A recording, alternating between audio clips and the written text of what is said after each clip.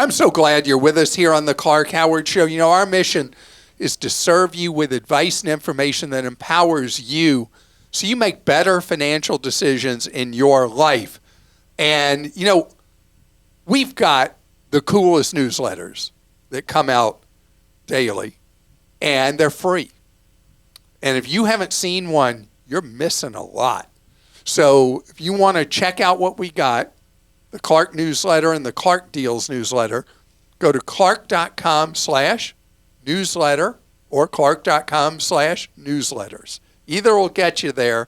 And I want to point out that if you start getting our newsletter, either of them, and you're like, I don't like this thing, I'm not even enjoying it, we make it just as easy for you to unsubscribe as it is for you to sign up, which is how it should be for anything. Oh, on that subject, before I get into today's podcast, I had internet service with one of the monopoly local phone companies. And, you know, signing up for it, you can go online on your phone or on your computer. Just sign up in no time flat, 24/7, 365. What if you want to cancel? Oh, my goodness. So you have to call. You can only call short number hours a week to cancel. And then the wait time, 37 minutes to talk to somebody, just to do everything they can to put roadblocks in place when you don't want to do business with somebody. And I think it's so true that it should be as easy to sign up for something or cancel something as it was to sign up. And that's just corporate meanness when they do stuff like that. You noticed I didn't say what company, right? Because I never like to settle personal scores ever with you. Okay, so anyway, in this episode, you know what I despise? I despise debt. Not only does it create stress, but a new poll shows it affects so much more. We're going to talk that through. And also later, if you're looking for a reliable used car, what are the deals out there? Because it doesn't feel like there have been deals on used cars. Right now, there are screaming deals on the lot. I'm going to tell you what they are. So debt does so many things to us. It messes up relationships. You want to cause stress in a marriage? You have debt in a marriage. It's just, it really is true that debt is like a disease that eats at you personally or eats at a relationship. But I saw something recently in a Harris poll that workers said that are from adulthood through mid-40s, that debt, more than half, said that debt kept them from being able to advance in their career, or when another good opportunity came along, being able to take it. That's how much debt affects your life in so many ways. And I notice how much people in their 20s grew up in an era, everything was, tap to pay or tapping plastic or whatever. And the relationship with money is not sound in that case because there's no finiteness to it. And so it's really hard to not make that purchase or at the register to do pay in for and end up with debts that when the bills come, it's like, uh-oh. And so it all starts with living on less than what you make.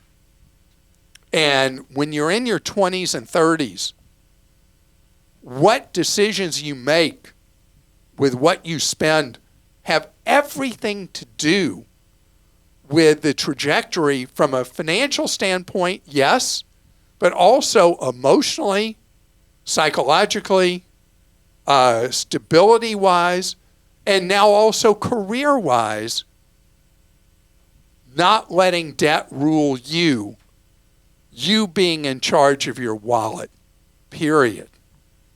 Okay, Ben in Georgia says, I planned a trip several months ago for Asheville, North Carolina in October. That did not happen. Prayers for all those affected in Western North Carolina. I booked a non-refundable rate at a Marriott in Asheville, but the hotel did refund my credit card because it was uninhabitable. I now have a credit of over $800 on my travel credit card, which is not normally used for everyday purchases. Is there a problem with leaving this amount on there for a few months until I'm ready to book my next trip, or do I need to spend this $800 credit soon? First of all, it goes without saying, my heart goes out to the people of the mountain communities of North Carolina who just got walloped. So many people lost lives, lost all their possessions.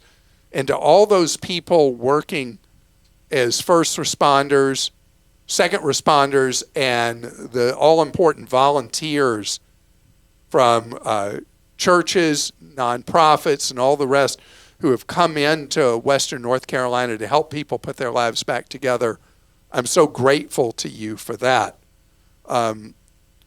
The Marriott giving you a credit as they should, that's wonderful. And it is a different story that I've been reading about people with a number of Airbnb bookings in Western North Carolina that are having trouble getting their money back.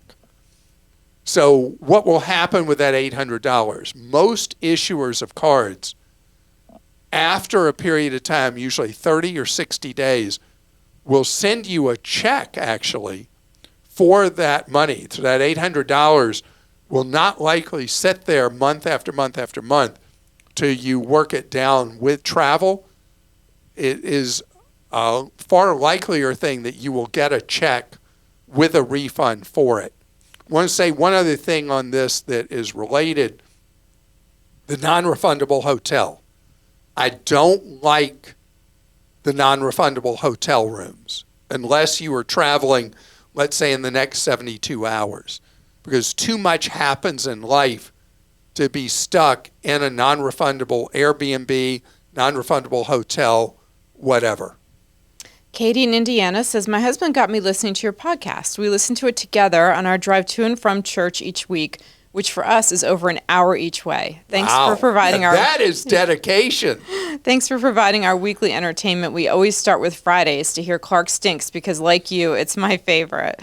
To my actual question, we own a small mixed-use commercial property on Main Street in our town of Lafayette, Indiana. It's a great building and a great place to own this type of property. The only issue I keep having is graffiti on the side wall of the building, which is facing the alley. The city keeps sending me letters telling me to paint over it, which I do, but I'm getting tired of schlepping my paint and brush over there every 3 to 6 months. Could you recommend a cheap and easy security camera setup I could install to deter this type of artistry? Yeah, the cameras are pretty simple to set up, and they're very cheap. The most known and reliable brand is Wyze, W-Y-Z-E cameras. They start at like $20 or something like that, and you'd run them from your internet connection. Now, this commercial structure you have, if you don't occupy any of it and you have no internet connection there are cameras you can buy that are often used by hunters. I've seen them at Sam's Club that you can mount. They run on battery, and they use something that's almost become extinct. They use an SD card or a micro SD card to record video, and if you have vandalism, you're able to look at it, and then you're able to see who the perpetrators were. And hopefully that would help. Another thing, I don't know what the substance is, but I read that there's a substance that people are putting on surfaces that are getting graffitied that makes it hard to graffiti. And I don't know, because this is a problem around the country. And I would look online and see if you can find something about it. And I wish I'd committed more to memory what that is that people are using to make it difficult to have graffiti adhere to a surface. It must not be widespread because otherwise we wouldn't have it on every freeway overpass I know. in the country now. But the security camera, you should be able to do. Carrie in Texas says, my wife is from Peru and we live in Texas now. She's going to travel in a couple weeks to Peru to help take care of her mother for a few months. I'll be sending her money and we're looking for a cost-effective way to do so. In the past, I would use Western Union even though when she picks up the money, they charge her a fee. Not supposed to, that's just how things work in Peru. Is there a travel card or some other method to cut down on the transaction fees? Yeah, so the Wise Card or the Revolut program, both that give you the ability to send money cheaply or to use money on plastic. You know, in Peru, it used to be everything was done in cash. Now it's very common that people are paying with some form of card. And you with a Revolut account could easily, your wife could carry the Revolut, I think it's a Visa card, and you could add money to it here in the United States, and she could use it in Peru in local currency. And I had a question about this recently about Europe. I also would be remiss if I didn't mention, if either you or your wife have a Schwab account, then with a Schwab account, she could go to ATMs, use it in Peru, or she could go to ATMs in Peru and fee-free be able to get money in local currency when she needs it in Peru. I remember when I was in Peru during the Civil War, the only way to do anything was in cash, and the only thing anybody wanted was U.S. dollars. And it's so wonderful that Peru is in so much better a place than it was at that time. Coming up ahead, something that has been a bad news bears story ever since COVID, buying a used car. There's now a really good story on the used vehicle front, and it's out of nowhere. The best money-saving opportunity is one you might not have considered and might not have ever thought about. So the used vehicle market is not nearly as hideous as it was in the extreme shortage of used vehicles, 21, 22, 23. Things have improved so much in 24. Prices a lot lower than they were even last year.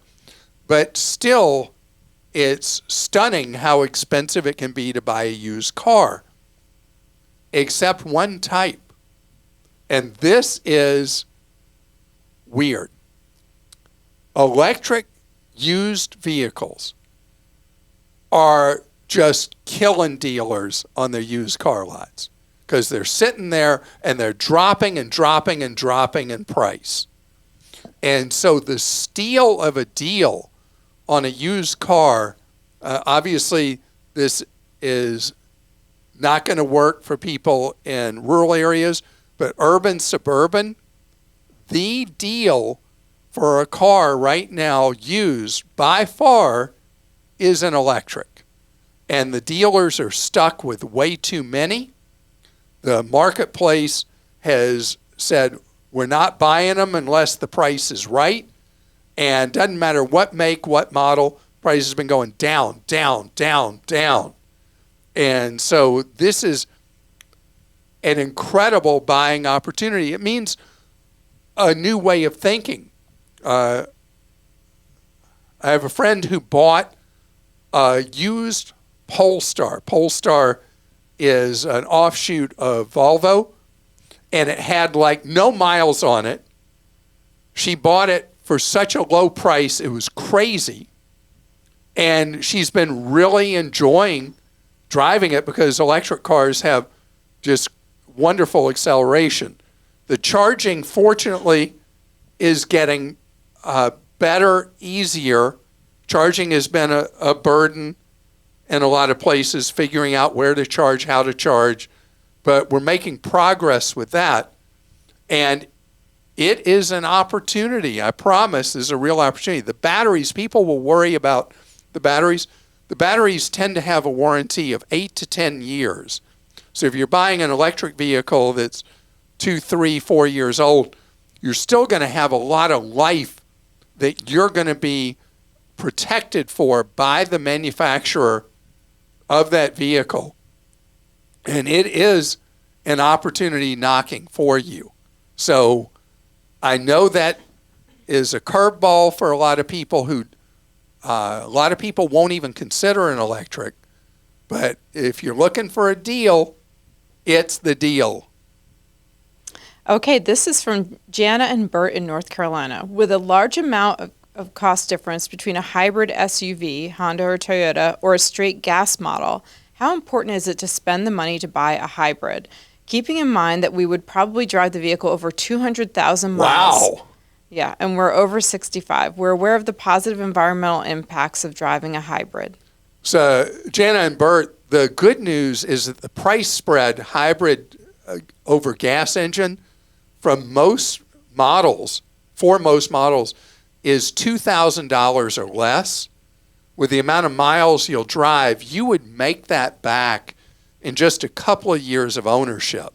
Now, having said that, hybrids are so in right now that even though the manufacturer suggested retail price difference may be $1,000, $1,500, $2,000, the dealers effectively on the ground may be charging much more money for the hybrid version versus the gas engine. My experience is you're in North Carolina. If you shop a range as far as you're willing to go, 300 miles from where you live in North Carolina, 500 miles, the more you widen your search, the better you're going to do on finding a reasonable price on the hybrid SUV. And this is true anywhere in the country right now, that there's such advantage to widening your search. And with how cheap it is to fly on a one-way fare now, you can fly somewhere, pick up the vehicle you've already fully arranged the deal on, and drive it back, half day's drive or less, back home, and get that hybrid. Because the hybrid, unless the dealer's gouging, is completely worth it. Bill in California says, I love Clark's recommendations on car buying, and I'm excited about autopilot and new electric cars. I'm concerned about the news reports about how dangerous some of the fires are and how difficult they are to put out during accidents. Is a regular combustion engine still safer as far as fire risk if you have an accident today? Some electric car batteries have been in the news recently for causing fires in parking garages and causing damage. And he sent a New York Times article about that. I'm very familiar with this problem. So you're at much greater fire risk in a gas engine vehicle than electric. The stats are clear as could be. But when an electric catches fire, the industry has not come up with an easy way for those firefighters to deal with it and put that fire out. I mean, they burn hot, and they burn a long time. The good news moving forward is the battery technology is improving to the point where a lot of batteries will no longer face this fire risk. I've been reading about that. It's ironic you have this question because I've been reading about the developments with batteries, both in the amount of time it takes to charge and also the reduction in fire risk. So everything you said is true.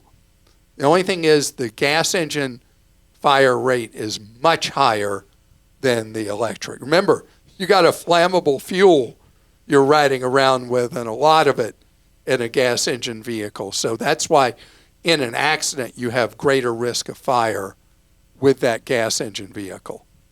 James in Colorado says, in the past you've mentioned 3D printed homes. Have you heard of block-built homes constructed like a Lego set? While I didn't find a manufacturer in the U.S., I came across a Belgian company called, I hope it's Gablock, that offers a DIY process. Okay, you're kidding me. You work with them to design the home, then they drop off the blocks and supplies, and you can complete the assembly with provided instructions. I'd love to hear your thoughts on these homes as a potential solution to the U.S. housing shortage, as well as your opinion on their design and practicality. And there's a demo video. Oh, no, I'm familiar with them. Okay, great. I thought they were Dutch, but they're Belgian? Okay.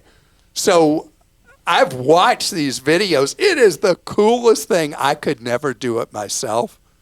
And I hate that we don't have this type of thing available in the United States. Okay, I'm telling you, you got to watch. We got to put this in our show notes because you got to watch the video because it's so cool the way these houses are built, like a Lego set. And for somebody who is handy, which I am not, it's cool. I have to build this thing. They're incredibly energy efficient and a very affordable way to build. And it is actually for a skilled person, potentially a DIY project. Why this hasn't come to the United States? It's not as common in the United States to do these kit builds as it has become in Europe. And we're going to have more and more stuff like this. And I would reach out to them if I were you, James, and say to the company, have you ever considered doing a demonstration build in the U.S. that you're willing to be their guinea pig and do it?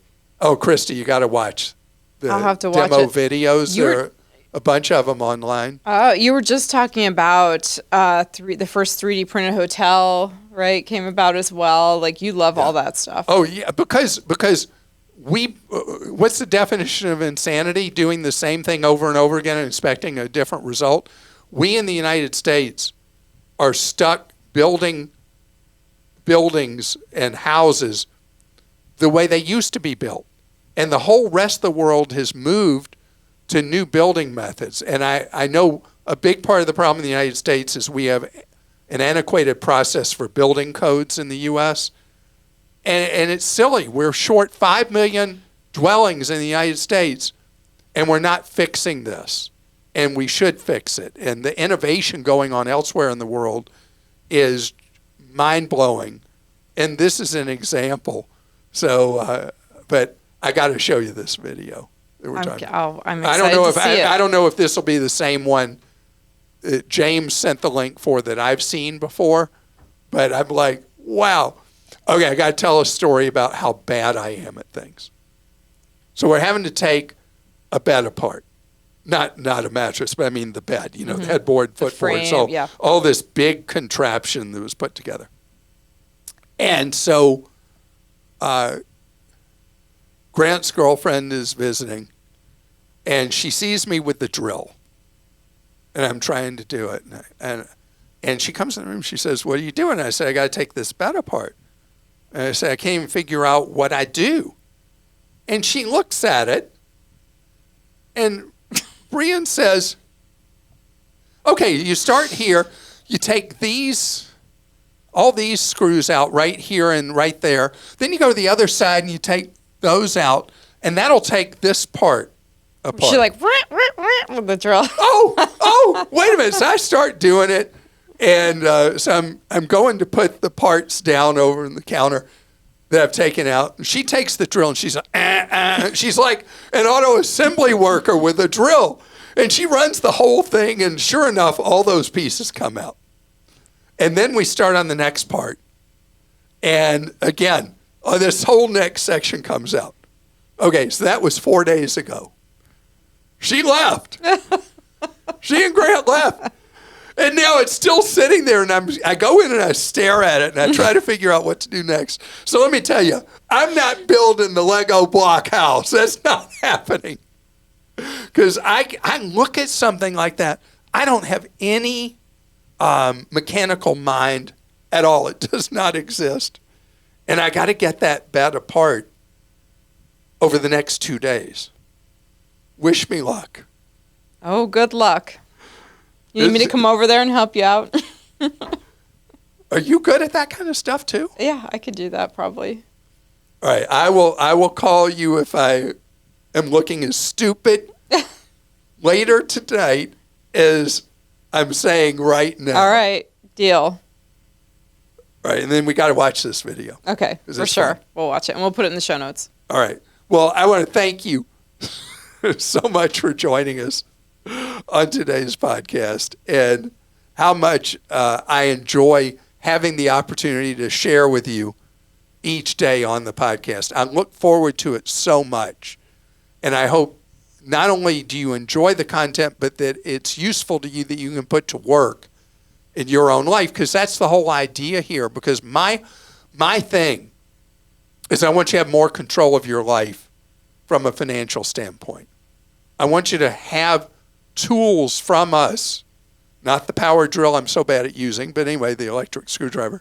I want you to be able to do things in your life that help you save more and spend less and avoid getting ripped off. And who should never have a power tool in their hands? Me. See you tomorrow.